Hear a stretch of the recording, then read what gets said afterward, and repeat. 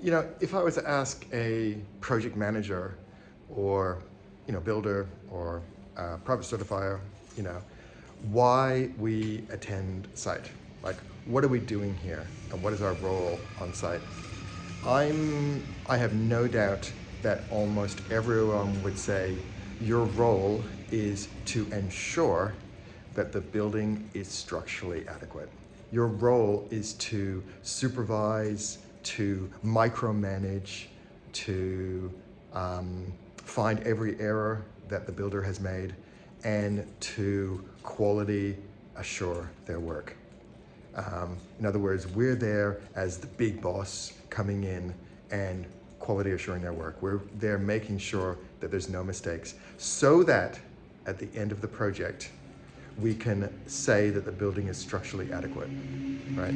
I have no doubt that that's what they think our role is, right? Now, take that idea, right?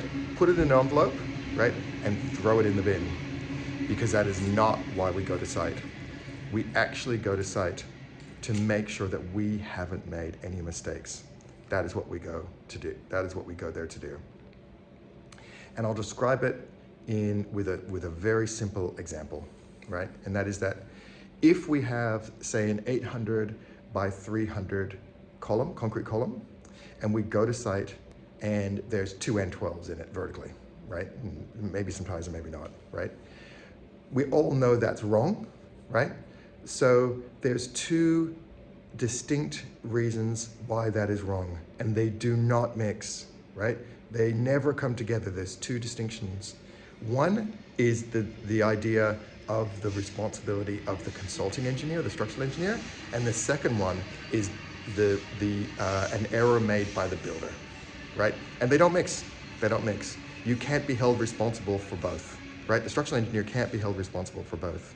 And let me describe what those two errors are with our column, with our concrete column. Number one, I'm looking at the column and I've got two N12s vertical.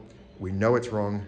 So I look at my drawings and my drawings show two N12s, and the builder has built it exactly in accordance with our drawing. That is pathway number one, and Cantilever, the structural engineer, is 100% responsible for that error, and it is an error, right? However, let's look at pathway number two. Let's say I look down at the drawings and it shows, 8 N24s, right? And clearly the builder has made a mistake. The design is right, the documentation is right, everything's right, but they've built it incorrectly. That is pathway number two. Cantilever is not in any way, or the structural engineer or the designer is not in any way responsible for that error. It is 100% the builder's responsibility, right? That is an error done by the builder, and they are 100% responsible. The structural engineer is not responsible in any way legally. Now, more to that is, here we are, the structural engineer, doing an inspection to check their design, make sure they haven't made any mistakes, right? And they notice that the builder has not followed the drawings. In other words, is not compliant with the design drawings, right? What onus then lives with the structural engineer to tell the builder that it's incorrect, right? Now, my opinion, and I don't think this is an opinion, I think this is actually true. My opinion is that there is absolutely no requirement whatsoever for the structural engineer to tell the builder. None whatsoever, right? Legally, there's no requirement. However, we have an ethical requirement here, and it is 100% comes down to ethics.